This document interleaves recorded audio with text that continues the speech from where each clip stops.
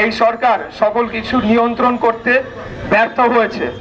আপনারা জানেন যে ঢাকা শহরে যে এরকম একটা পরিস্থিতি, এরকম ঘনবসতিপূর্ণ একটা নগরী গড়ে তোলা হয়েছে, মানে বিল্ডিং কোড না মেনে সম্পূর্ণ অবৈধভাবে বিভিন্ন এলাকায় বহুতল ভবন নির্মিত হচ্ছে একদম সংকুচিত একটা জায়গার মধ্যে, যেটিও আমাদের এই আজকে তাপমাত্রা বেড়ে যাওয়ার অন্যতম একটি কারণ হিসেবে বিশেষজ্ঞরা চিহ্নিত করেছে। এরই মধ্যে এই সরকারের অত্যাচার নির্যাতনের মাত্রা চরম সীমা লঙ্ঘন করেছে।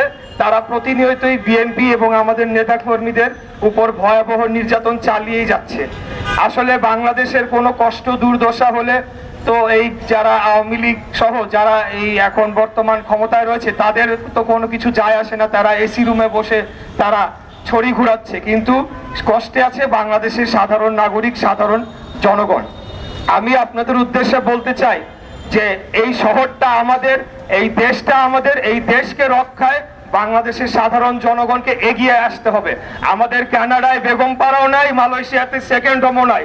আমাদেরকে সরকার চাইলেও এই দেশ থেকে তারাই দিতে পারবে না। আমরা এই দেশে অবস্থান করে আগামী দিনে বাংলাদেশের গণতন্ত্রকে পুনরুদ্ধার করব, জনগণের অধিকার জনগণকে ফিরিয়ে দিব, বাংলাদেশের সার্বভৌমত্বকে রক্ষা করব এবং বাংলাদেশের অখণ্ডতাকে আমরা রক্ষা করব ইনশাআল্লাহ। আমি আর জনগণের কথা চিন্তা করি বিএনপি সবসময় সকল কর্মসূচি হাতে নিয়ে থাকে। আজকে তীব্র তাপদাহে মানুষ এবং জনজীবন যখন বিপর্যস্ত, আজকে এই ভোটারবিহীন আওয়ামী সরকার যারা দামি নির্বাচন করে ক্ষমতায় বসে আছে, তারা কিন্তু আজকে এই তীব্র তাপদাহে তারা এসির ভিতরে বসে ঠান্ডা বাতাস খাচ্ছে। আজকে দেশের জনগণ, আজকে এই যে রিক্সা চালক আমাদের সঞ্চালনে যিনি রয়েছেন ঢাকা মহানগর দক্ষিণ বিএনপির সংগ্রামী সদস্য সচিব রফিকুল আলম মজনু, তিনি বলেছেন এই যে রিক্সা চালকরা আজকে দেখা যাচ্ছে যে যেখানে সারাদিন তারা রিক্সা চালাতো, বাট এই তীব্র তাপদাহের কারণে অর্ধেক বেলাও ঠিক মতো চালাতে পারে না। দেখা যাচ্ছে দিন শেষে তাদের ঘরে ঠিক মতো দুমুঠো ভাত জোগাতে পারে না।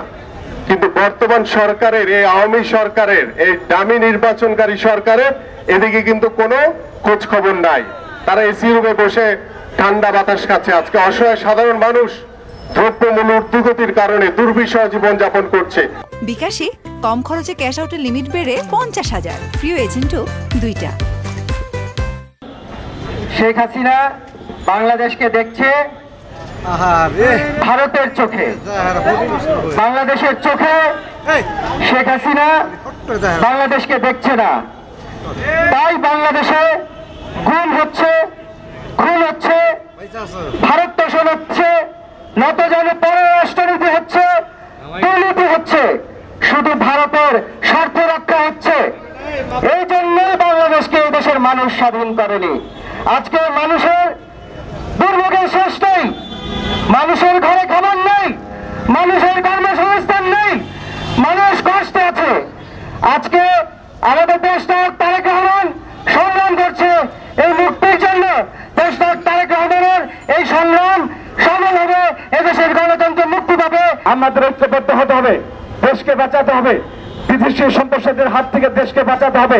ফারাক্কাবাদ নির্মাণ করে সেই মাওলানা ভাসানী বলেছিলেন, ফারাক্কাবাদ যদি, এই ফারাক্কাবাদ একদিন দেশের একটি বিশাল ভূখণ্ডকে, অর্থাৎ বাংলাদেশকে মরুভূমিতে পরিণত করা হবে, বাংলাদেশকে সেই সাহারা মরুভূমিতে পরিণত করা হবে। আজকে তারই প্রমাণিত হয়েছে। সেই ফারাক্কাবাদে, ভারতের ফারাক্কাবাদ দেওয়ার পরে বাংলাদেশের সমস্ত নদীগুলো বন্ধ হয়ে গেছে, সমস্ত দেশের একটি মরুভূমিতে রূপান্তরিত হয়েছে। আজকে দেখেন নদীগুলো সব দখল হয়ে গেছে, নদীগুলো ভরাট হয়ে গেছে। আর ওইখানে ব্রিজের নামে যে জায়গায় 1 টাকা খরচ হবে, খরচ করতেছে 100 টাকা। 1 টাকা খরচ হয় 99 টাকা মুজিব কোটের পকেটে। এই হলো আজকে অবস্থা। উন্নয়নের নামে, মেগা উন্নয়নের নামে আজকে মেগা চুরি দেখছেন না, যে ব্যাংকগুলো সব খায় ফেলাইছে, আর সামনে যা দেখে তাই খায়।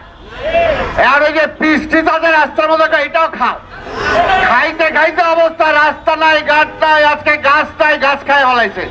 মিছিল দিয়েছিলাম কি আমাদের মহানগরীর সিনিয়র যুগ্ম আহ্বায়ক নবীউল্লাহ নবী, আমাদের এইখানকার মতিঝিলের নির্বাচিত কমিশনার হারুন রশিদ হারুন সহ ঢাকা মহানগরের অনেকে আজকে জেলে আছে।